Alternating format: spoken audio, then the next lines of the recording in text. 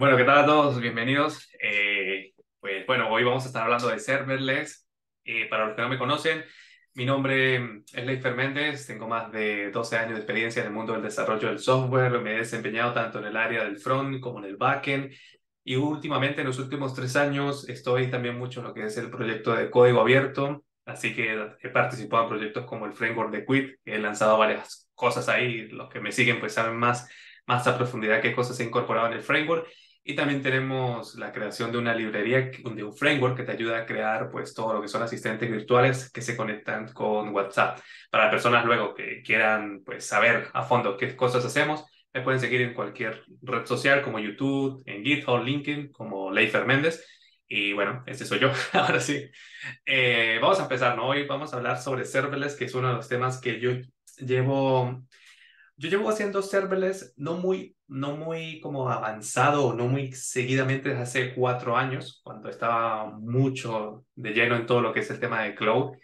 Pero es verdad que en los últimos meses, con unos proyectos en los que estoy trabajando, en el que se busca optimizar recursos, en el que se busca optimizar, aparte de los recursos como tal de una máquina, también optimizar recursos de dinero, pues serverless ha sido una de estas soluciones que parecen magia al inicio, porque todo parece muy bonito, pero hay que entender que también tiene sus pros y sus contras.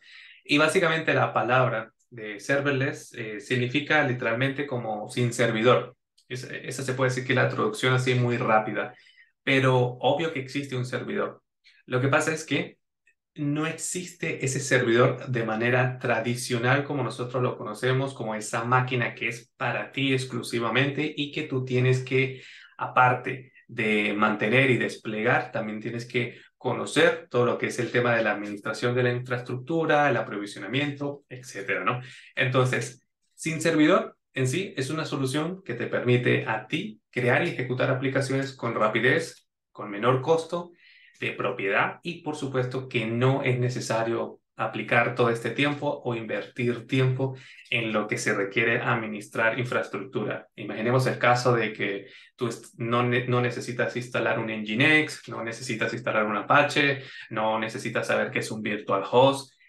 Estas cosas que realmente son mucho de tema de DevOps o de administrar servidores en sí, pero que cuando nosotros iniciamos, cuando estamos construyendo una aplicación, cuando de repente estás emprendiendo en un proyecto y quieres pues ahorrar dinero, ¿no? O porque no tienes, digamos que el presupuesto para contratar a alguien, tú tienes que asumir toda esa responsabilidad, aparte de sumar pues mucho más tiempo y dedicación al área de mantener un servidor.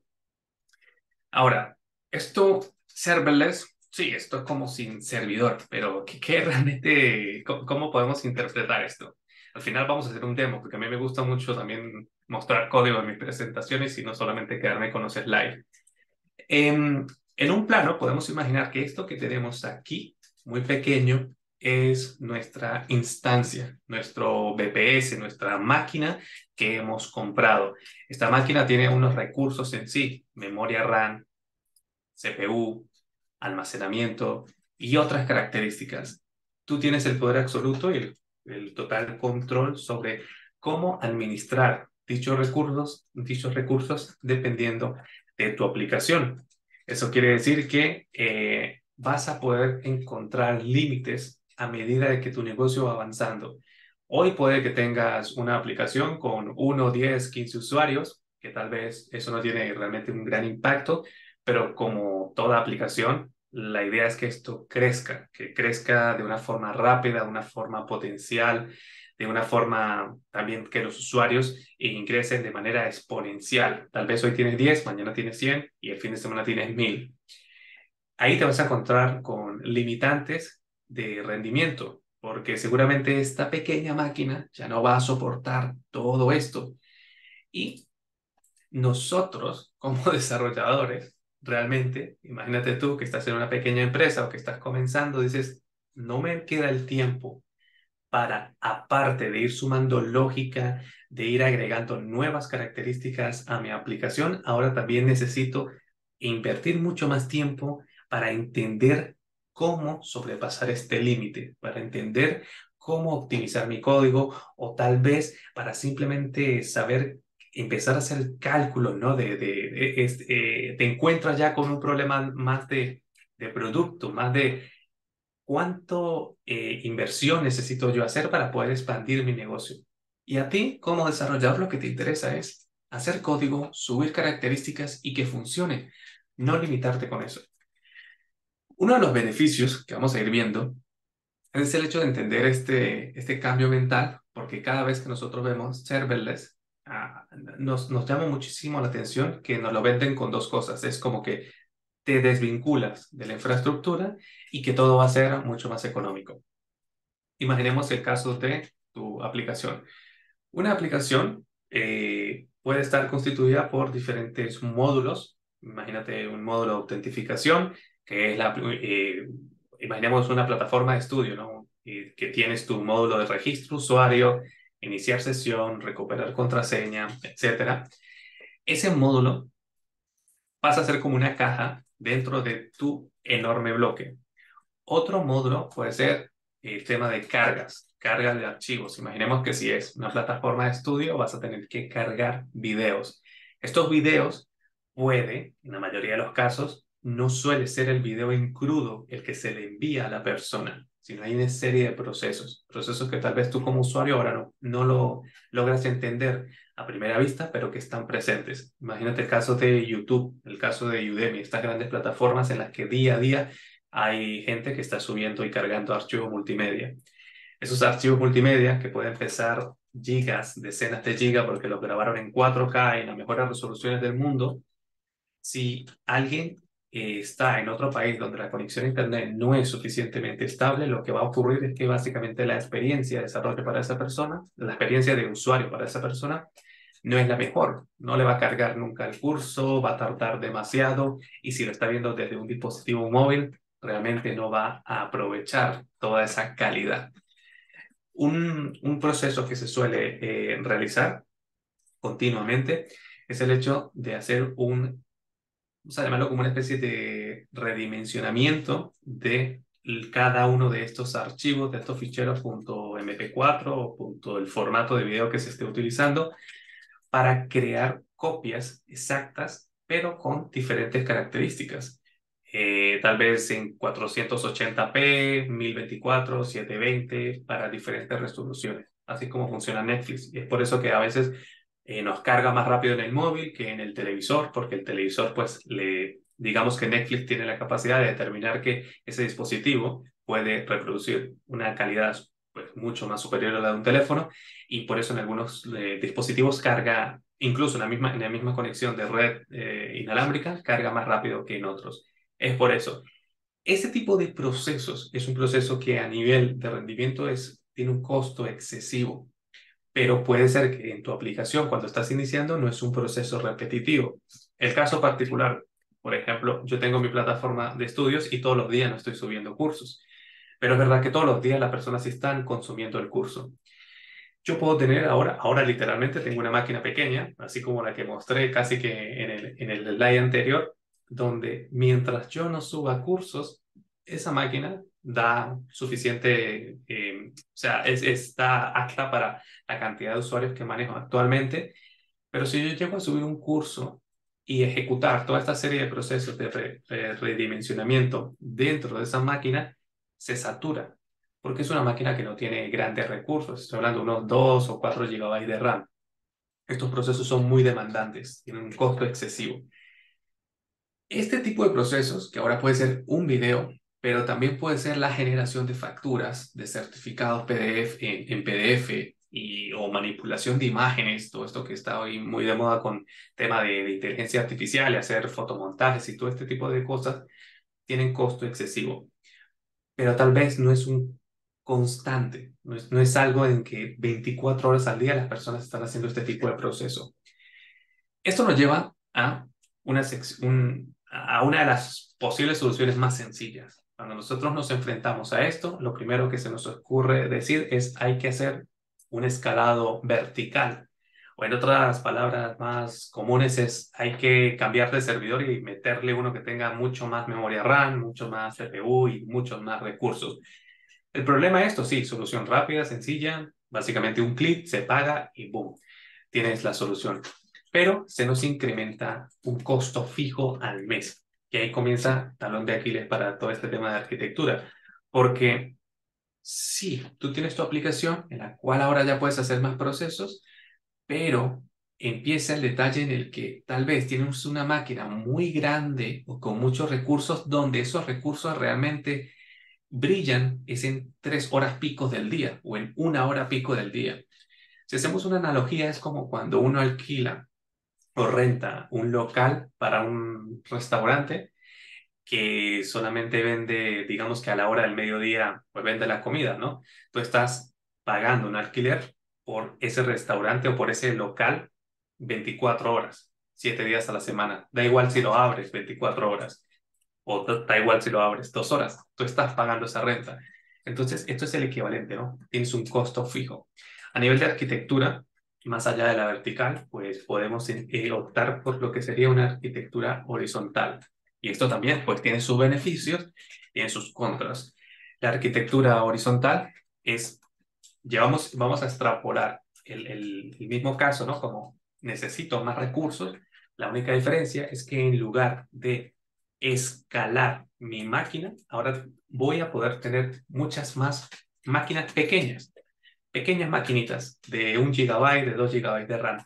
Y literalmente estas máquinas puedes crearlas y prenderlas a medida de la demanda.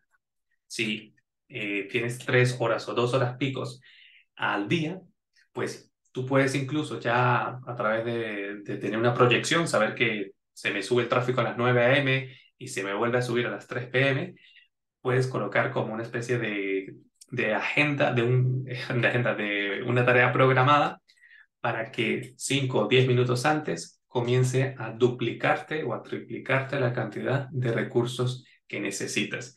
Aquí el detalle es que el código tiene que estar pensado para que funcione en un escalado horizontal. Porque, ¿qué pasa? Pasa el hecho en el que si esto es un WordPress, por ejemplo, que maneja las cookies de la sesión con PHP, el detalle es que cuando cada una de estas máquinas clona el WordPress, porque literalmente es el clon de la máquina, estaríamos clonando 3 veces la base de datos. Y cuando un usuario visita a tu página, a tu aplicación, existe una capa superior que es un balanceador de carga, que literalmente lo que se encarga es de vigilar cuál de los servidores tiene menos carga, o en pocas palabras está como más light para poder hacer el trabajo, y desvía ese tráfico hacia ese servidor. En ese servidor debe de saber que ya tienes una sesión iniciada. Entonces, aquí ocurre un problema, que cuando se maneja las cookies por sesión con PHP, puede que tú estés navegando y de repente la página te vuelve a pedir que inicie sesión y vuelves a darle F5 y estás logueado, vuelves a darle F5 y vuelves a pedir sesión. Eso es porque el balanceador de carga te está enviando de un lugar a otro. Y el tema de que se está triplicando los datos. Para eso tienes que entonces separar, tener una base de datos en un solo servidor o en un solo servicio de la nube y que estos servidores se conecten a dicha base de datos. Y el tema de la sesión deberías de migrarlo, de tenerlo como cookies, una sesión de cookies a un sistema de JSON Web Token, que esto ya pues el JSON Web Token es un token que cada servidor va a tener la clave o la semilla para poder desencriptarlo y poder saber cuál es el usuario y recuperar los datos de una sola base de datos centralizada. ¿Qué pasa con eso? Lo que pasa con esto es que necesitas pensar cómo tienes tu aplicación.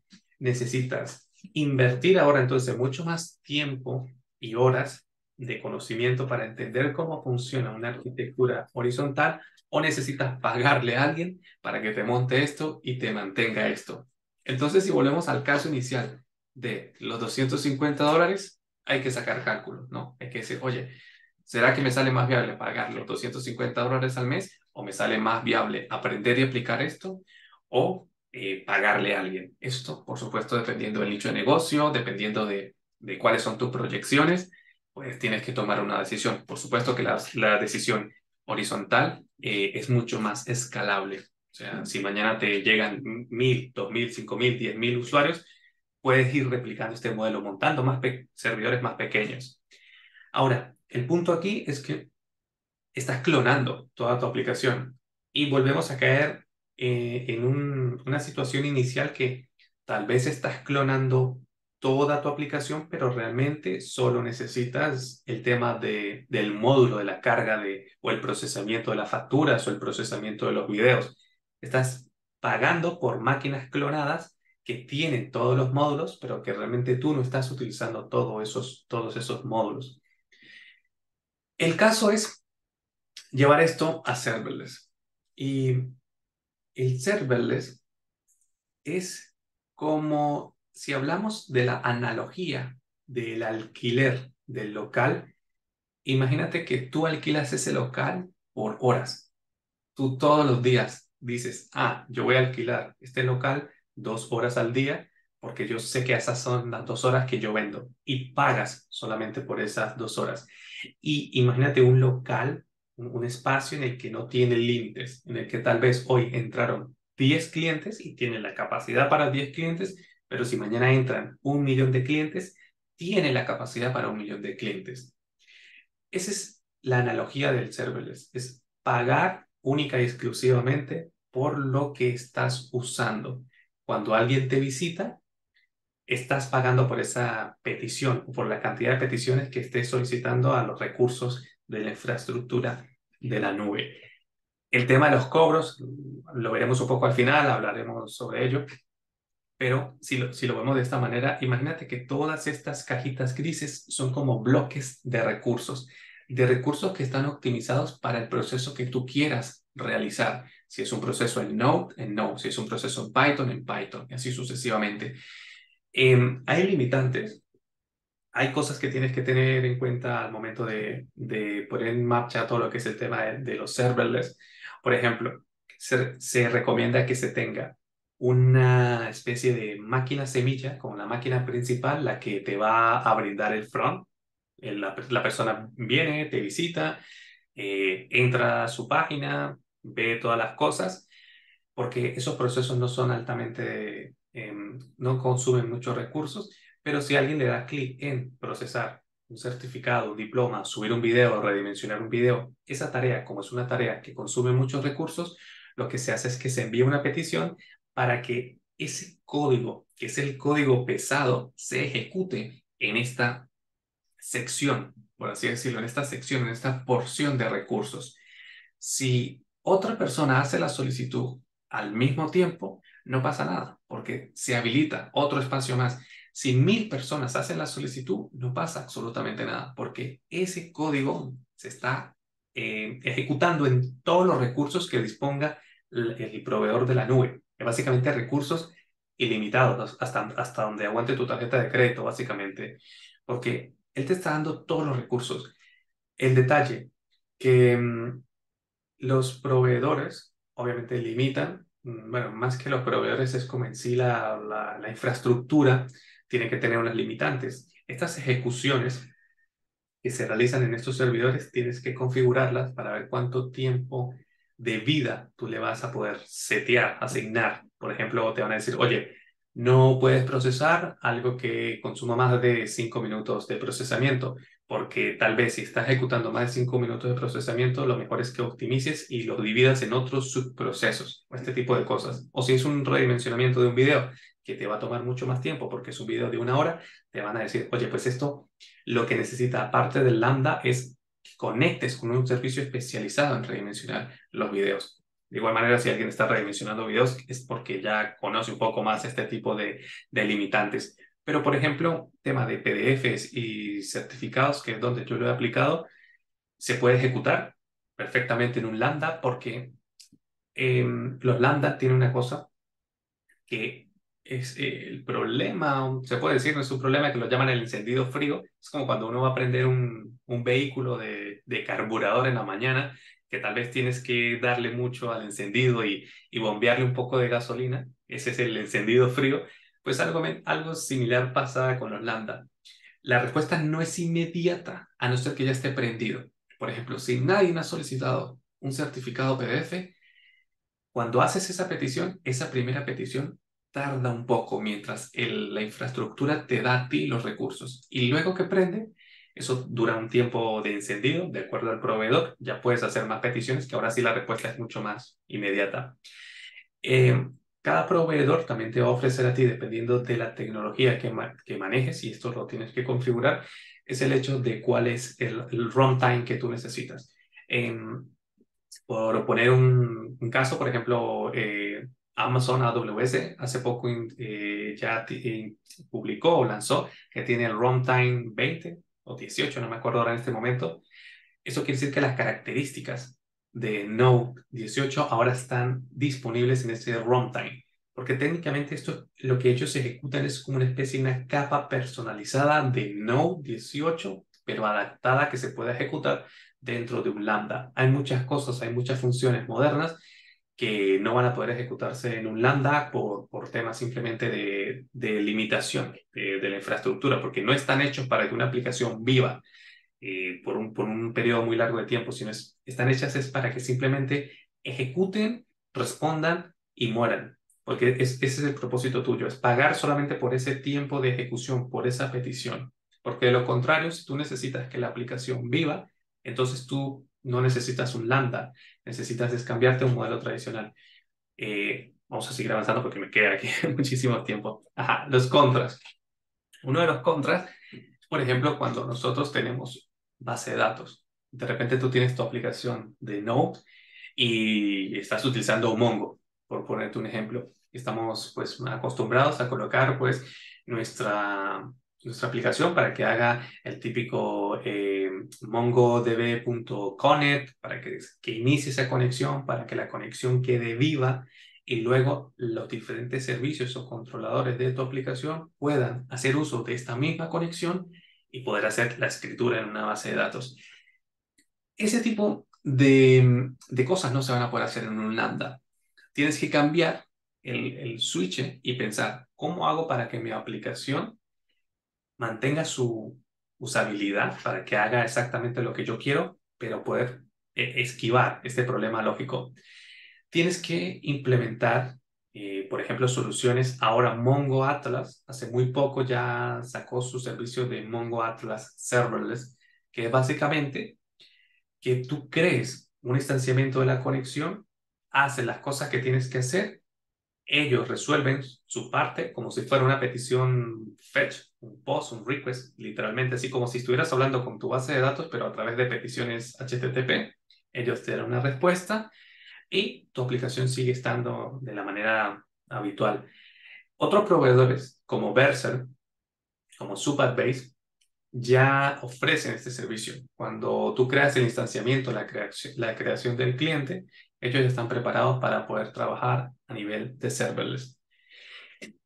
¿Cómo podemos nosotros iniciar en tema de esto oye, me interesan los serverless, pero parece de repente algo muy complejo? Si yo me voy a AWS, tengo que leerme 1000 guías y están todas muy enredadas. Ahora tenemos tres frameworks principales. Serverless en sí, que es un framework, creo que de los que están aquí es el que más trayectoria tiene. Hono, que estoy sacando justamente estos días, estas semanas, varios videos, básicamente todo un curso gratuito sobre Hono, y ahora voy a mostrar un poco de código. En mi canal de YouTube lo puedes conseguir. Y SST, que también es un framework muy nuevo. Esto es enfocado básicamente a AWS, todo lo que puedas hacer con serverless en AWS.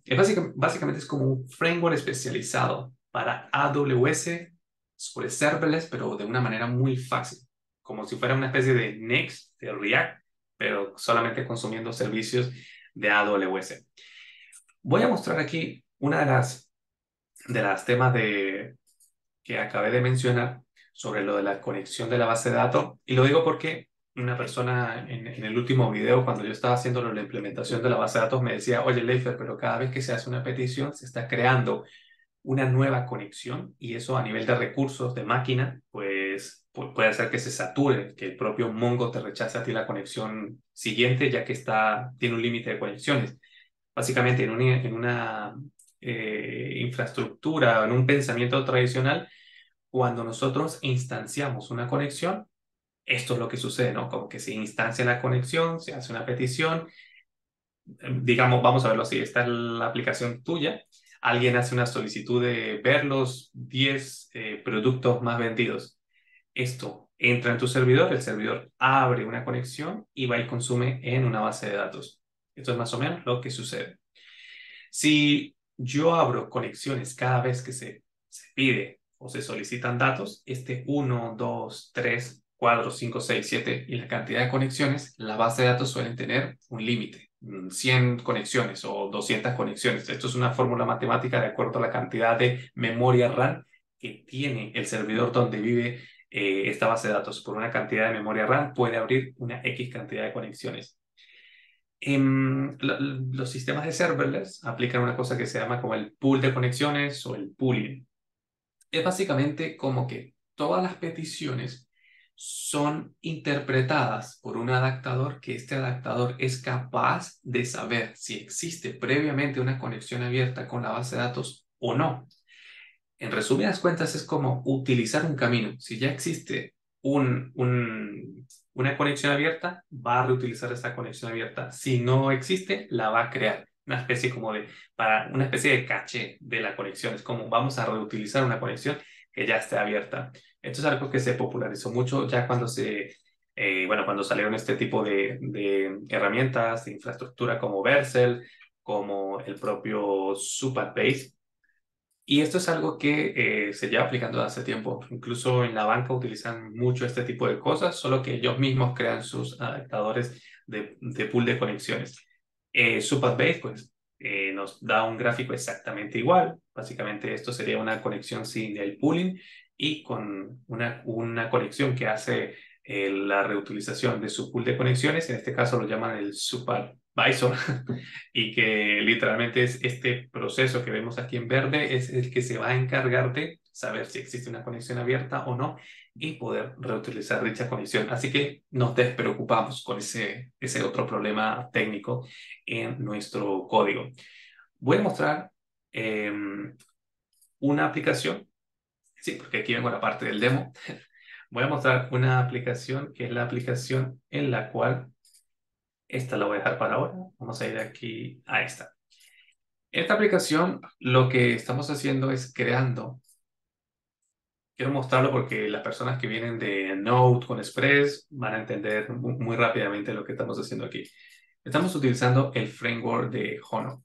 Framework de Hono, como lo expliqué hace poco, es el framework que está ahora, digamos, no popular, pero veo que se va a hacer popular el tema de crear aplicaciones para alguien que diga, oye, yo no quiero enredarme tanto la vida si es AWS, si es Vercel, si es Cloudflare, sino quiero un framework que me ayude a crear aplicaciones serverless y que sea un poco abstracto al proveedor de la nube. Pues Hono es tu solución. En este caso, yo estoy utilizando Hono para desplegar mis aplicaciones en Cloudflare. Cloudflare, otro proveedor de la nube. Y lo que yo hago es que, por ejemplo, instancio una aplicación, creo aquí mi aplicación, le coloco aquí como un prefijo, si yo quiero colocarle un prefijo, si no lo quitas y ya está. Un prefijo de cuál va a ser, ejemplo, slash API. Y todas las rutas o todos los diferentes conjuntos de rutas que se agreguen a esta aplicación van a tener este prefijo de API. Por ejemplo, una ruta get, la ruta get raíz va a retornar este texto. Si tú quieres que la ruta get que diga info retorne este texto, va a retornar este texto. Aquí se puede retornar texto, JSON, etc. Lo importante es que para nosotros como desarrolladores, digamos que no nos cuesta mucho el cambio. Si ya sabemos hacer con Express, cuestión de minutos, puedes llevar el mismo conocimiento y aplicarlo aquí. Es como que el mismo conocimiento lo puedes reutilizar para pasar de una infraestructura tradicional a una infraestructura serverless. Si yo abro, por ejemplo, este link, vamos a abrirlo aquí, me voy por este lado, vemos que para nosotros, bueno, este dice 404 porque no le he colocado el prefijo que acabo de mencionar. Bienvenido a mi nanoservicio. Y si yo quiero, por ejemplo, ingresar bueno, este tiene autentificación. Por ejemplo, aquí ya no me acuerdo cuál es. Vamos a ver esta autentificación. Por ejemplo, yo quiero registrarme. Vengo aquí, digo que quiero registrarme, envío un post. Y los datos de registro que utilizo yo, vamos a verlos aquí, es el nombre, el email y el password. Si alguien quiere aprender a hacer esto, todas estas cosas que estoy explicando aquí, cómo estamos utilizando Soft y el middleware de Soft Validator, ahí en el video lo explico. En minutos, en 10 minutos ya tú vas a poder adquirir esas cápsulas de conocimiento. Básicamente podemos aquí decirle que este es Jesús, que el email de Jesús es jesús@jesús.com y que el password eh, 1, 2, 3, no sé, o sea, 1, 3, 4, 5, así, un password así. Le doy enviar. No sé qué me faltó. Ah, me faltó el out. Pero aquí con la ruta. Y algo me dice por aquí que... porque lo estoy enviando por donde no es. Tengo que...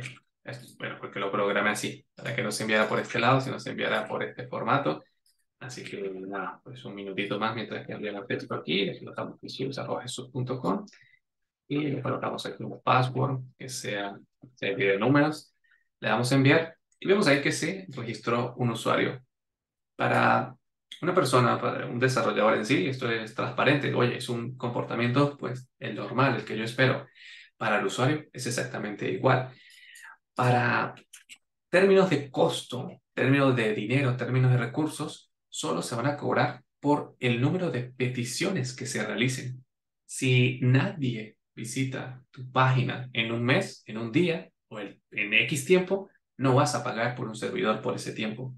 Solo lo vas a pagar cuando se utilice. Y para desplegar, es tan fácil como decir deploy. Y esto despliega, que es el punto aquí de este tipo de framework, es quitarte la responsabilidad a ti como desarrollador y decir, oye, haz lo que sabes hacer. ¿Sabes hacer código? Haz código.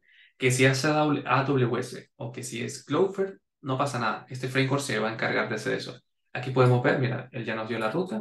Yo coloco esta ruta aquí, le doy a enviar y el procedimiento es básicamente el mismo. Me registró 2 veces el correo de Jesús porque no tengo una validación de duplicado, pero aquí podemos ver cómo me registró otro correo.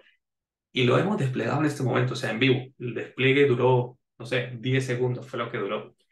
En términos de precio, por ejemplo, toda este flow per,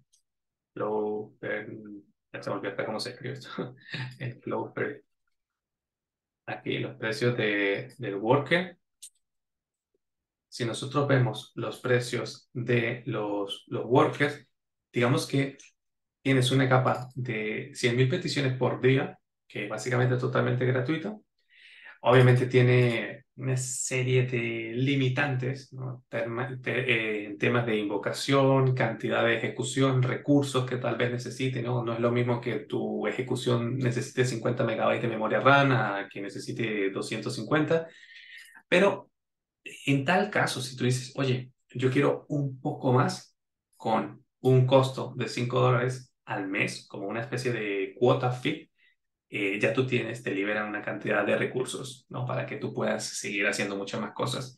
Lo interesante del tema, de todo lo que es la infraestructura de serverless, es que ahora ya con todo el tema de la IA, que sobre todo ahí es donde viene el boom, hay ya tanto Cloudflare y otros proveedores, incluso Vercel ya se está trabajando para ese tipo de cosas, es el hecho de que sabemos que ejecutar un modelo, un LLM, cualquier modelo, un Stable Diffusion, ejecutar estos modelos que requieren mucho procesamiento a través de GPU en una máquina es costoso. Estamos hablando de que la vez pasada averigüé y más o menos se necesitaban pagar $700 al mes en AWS para mantener una máquina que ejecutara el modelo de Llama 2, el que viene full, el de no sé cuántos billones de parámetros.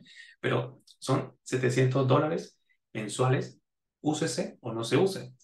Ahora, aquí, este proveedor tiene la capacidad de que tú puedas ejecutar esos modelos de inteligencia artificial en su red que ya tiene desplegada totalmente con una petición. O sea, no necesitas tú tener que alquilar una máquina ni nada por el estilo. Incluso aquí ellos ya tienen su demo, ¿no? Aquí estamos ejecutando el Llama 2, el de 7 billones, y aquí podemos observar cómo está, pues vemos una respuesta. Esta ejecución este clic que acabé de hacer, se ejecutó el modelo de Llama 2 en una máquina que utiliza GPU dentro de la red. No se tiene que estar pagando. De igual manera, pues podemos ejecutar otros modelos como Stable Diffusion, que también requiere mucho GPU, porque obviamente es muchos parámetros a nivel en el modelo. Vemos que tarda un poco más, porque, bueno, es un modelo de inteligencia artificial y en este caso el de imagen. Obviamente toma un poco más de tiempo, pero vemos que se pudo hacer y ya se está ejecutando a través de una función serverless. Además, los serverless que están ahora muy asociados con el tema de las Edge Function. Esto yo creo que podemos hacer luego otro taller.